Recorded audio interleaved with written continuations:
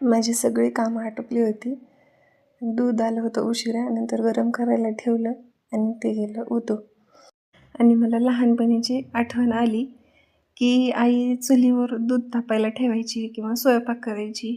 असं उतू काही गेलं की ते चुलीचा, राखेचा किंवा विस्तवाचा खूप छान म्हणजे वास यायचा आणि ते छान वाटायचं. आणि जर काही उतूच गेलं तर ते दुसऱ्या दिवशी पोतरं घ्यायचं आणि ती चूल सारवून काढायची. छान वाटायचं ते.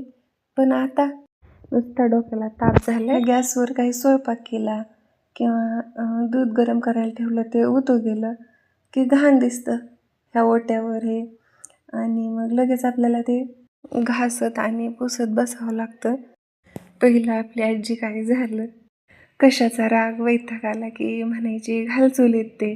आता ह्याचा सगळा राग आला तरी चूल नाही घालायला, त्याच्यामुळं बसा घास.